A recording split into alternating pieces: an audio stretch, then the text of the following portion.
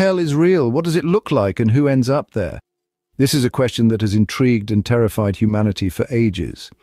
The concept of hell has been molded and reshaped by various cultures and religious beliefs, each version more chilling than the last.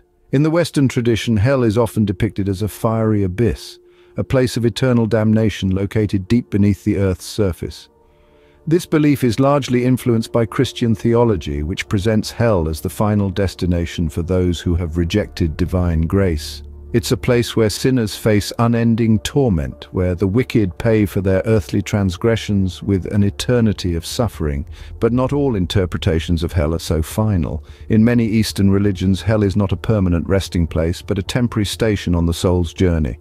In dharmic religions like Hinduism and Buddhism, hell or Naraka is a realm of purification. Here, souls are cleansed through suffering, not as a punishment, but as a means to achieve purification before reincarnation. It's a place of hardship, yes, but also of transformation and growth. So you see, hell isn't the same for everyone. For some, it's a pit of eternal fire, a place of retribution and despair. For others, it's a purgatory, a necessary stop on the soul's journey towards enlightenment. Each interpretation reflects the values and beliefs of the culture from which it originates, serving as a mirror into our deepest fears and hopes about what lies beyond the veil of death. So, whether it's an eternal inferno or a temporary purgatory, hell serves a purpose in both Western and Eastern beliefs. It's a tool for moral guidance, a deterrent for wrongdoing, and a symbol of the consequences of our actions. It's a place where our earthly deeds catch up with us, where we face the ultimate reckoning. Hell, in all its many forms, is a testament to humanity's quest for understanding and our ceaseless fascination with the mysteries of the afterlife. But hell isn't just a religious concept. It also takes center stage in many mythologies. Let's delve into the underworld as depicted in ancient Mesopotamian and Greek mythology. The ancient Mesopotamians had a chilling vision of the afterlife. They described a land of no return, a gloomy house filled with dust where all the dead resided, regardless of their earthly deeds. This place was not a realm of punishment or reward, but a desolate, monotonous existence stripped of all joy and vitality. The sun never shone in this underworld, and the inhabitants lived on dust and were clothed in bird feathers. Now, let's journey to ancient Greece. Here, the underworld known as Hades was a gloomy and desolate place ruled by the god of the same name.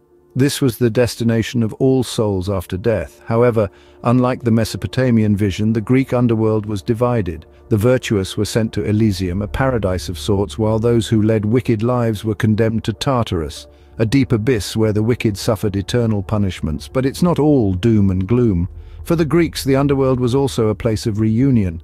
Here, heroes and ordinary people alike met their loved ones who had passed before them. And while the underworld was a somber place, it was not without its moments of respite and even joy. The underworlds of these ancient cultures may seem harsh and inhospitable to us. Still, they reflect a fundamental human truth: our shared desire to understand what happens after we die. Each culture's vision of the underworld serves as a mirror, reflecting their fears, hopes, and moral values. Regardless of the culture or era, the underworld has always been a realm of mystery and fascination. These mythological visions remind us that the concept of an afterlife, in whatever form it takes, is a universal human concern, a testament to our enduring quest for meaning in the face of mortality. Beyond religion and mythology, the concept of hell has evolved and permeated our modern consciousness. Today, the image of hell and the afterlife is not confined to sacred scriptures or ancient folklore. It has found a home in literature, film, and even philosophical discourse, often standing as a metaphor for the darkest aspects of the human psyche or society.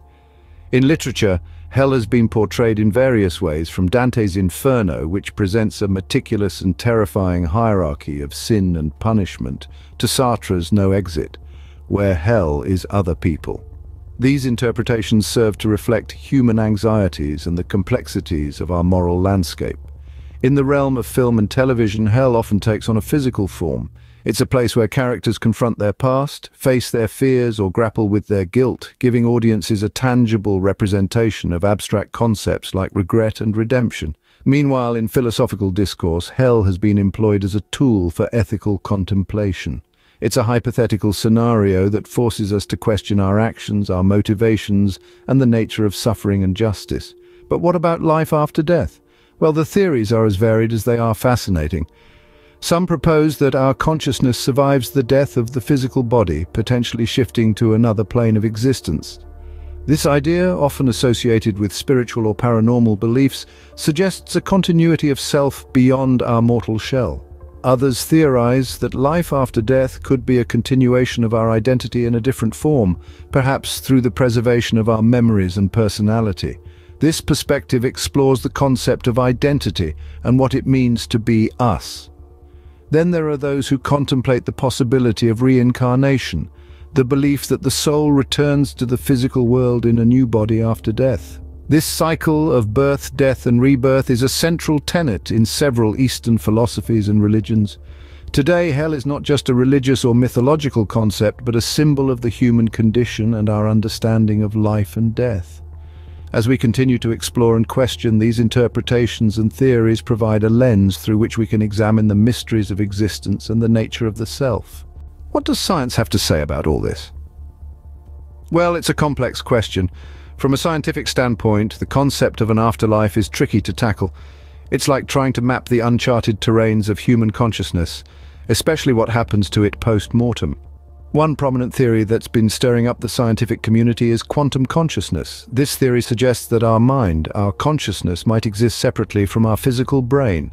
This could imply that some part of us, some essence of who we are, could continue on after our physical death.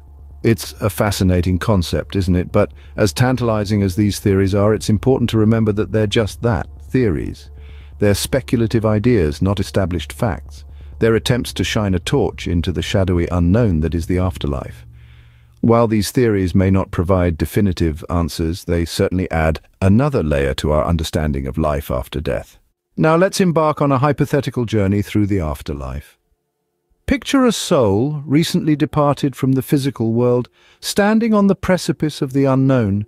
It's about to step into the depths of hell, a realm imagined by countless cultures, religions, and philosophies. This isn't a place of eternal damnation, but rather a purgatorial realm where the soul will reckon with the consequences of its earthly actions. This is a hell tailored to the soul's deepest regrets and fears. It's not the fire and brimstone of Christian theology, nor the dusty house of Mesopotamian myth.